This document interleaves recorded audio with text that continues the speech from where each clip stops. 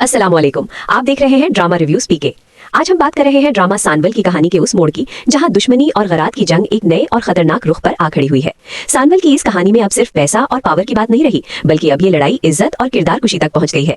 इस कहानी में दिखाया गया है कि जब एक ताकतवर इंसान हारने लगता है तो वो किस तरह निचले दर्जे के हथकंडों पर उतर आता है। कहानी में इस वक्त सबसे बड़ा धक्का सेठ दाऊद की तरफ से दिया गया है। जब उसने देखा कि पिया पीछे हटने को तैयार नहीं, तो उसने वही पुराना और घटिया रास्ता इख्तियार किया जो हमारे समाज में अक्सर औरतों के खिलाफ इस्तेमाल किया जाता है, यानी उनकी इज्जत पर कीचड़ उछलना। एक झूठी वीडियो और कुछ तस्वीरों के जरिए पिया के किरदार को निशाना बनाया गया ताकि वो शर्म और खौफ के मारे अपना केस वापस ले ले। लेकिन यहाँ सानवल का किरदार एक चट्टान की तरह सामने आता है। सानवल, जो कभी सेठ दाऊद का खास आदमी हुआ करता था, अब पिया और उसके खानदान की हिफाजत के लिए अपनी जान की बाजी लगा रहा है। इस कहानी का सबसे दिलचस्प पहलू वो गुफ्तगू है जो मुआशरत की तल्ख हकीकत को बयान करती है। पिया का ये कहना कि हमारे समाज में एक मर्द पर लगे इल्जाम को शायद तमगा समझा जाए, लेकिन एक औरत की पूरी जिंदगी सिर्फ एक झूठी अफवाह से तबाह कर दी जाती है, देखने वालों के दिलों को छू लेता है।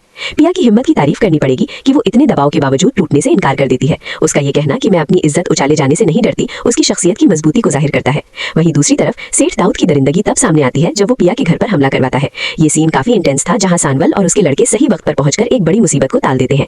यहाँ मालिक और सेठ दाऊद की गुफ्तगू में एक बहुत बड़ी बात कही गई कि वफादारी और पैसों के लिए काम करने वालों में जमीन आसमान का फर्क होता है। सानवल के साथ जो लोग खड़े हैं वो उससे मोहब्बत करते हैं, जबकि सेठ दाऊद के पास सिर्फ वो लोग हैं जो पैसों के लिए किसी की भी जान ले सकते हैं। यही वजह है कि सानवल का पल्ला भारी नजर आ रहा है।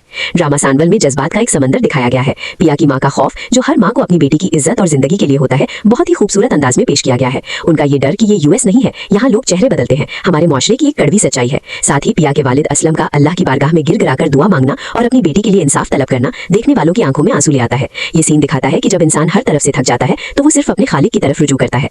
एक्टिंग की बात की जाए तो सानवल का किरदार निभाने वाले अदाकार ने अपनी खामोशी और अपनी आंखों से बहुत कुछ बयान किया है। उनका हर दुख में पिया के साथ खड़ा होना और उसे ये यकीन दिलाना कि सानवल तुम्हारा साथ आखिरी सांस तक निभाएगा, कहानी में एक नया जुनून भर देता है। सानवल का किरदार अब सिर्फ एक प्रोटेक्टर का नहीं रहा, बल्कि वो इस कहानी का वो महवर बन चुका है जिसके गिर्द अब सबकी उम्मीदें घूम रही हैं। कोर्ट का सीन इस कहानी का टर्निंग पॉइंट है। मीडिया के चुपते हुए सवालात और पिया पर लगने वाले इल्जामात के दरमियान जब सानवल गुस्से में आकर सबको चुप करवाता है तो वो पल इस ड्रामा का हाईलाइट बन जाता है। सानवल का ये रूप दिखाता है कि वो अब किसी भी हद तक जाने को तैयार है। इस कहानी ने हमें ये सबक दिया है कि सच की राह मुश्किल जरूर होती है, लेकिन नामुमकिन नहीं। सेठ दाऊद जैसे लोग समझते हैं कि वो पैसे और ताकत से किसी की भी आवाज दबा सकते हैं, लेकिन जब सानवल जैसे मर्द और पिया जैसी निडर लड़कियां खड़ी हो जाए तो बड़े से बड़ा किला भी ढेर हो जाता है। आने वाले वक्त में ये देखना बहुत दिलचस्प होगा कि क्या कोर्ट में पिया को इंसाफ मिल पाएगा, क्या सानवल सेठ दाऊद के बिछे हुए जाल को तोड़ सकेगा, और क्या आलियार अपने बाप की सच्चाई जानने के बाद उनका साथ देगा या हक का साथ देगा।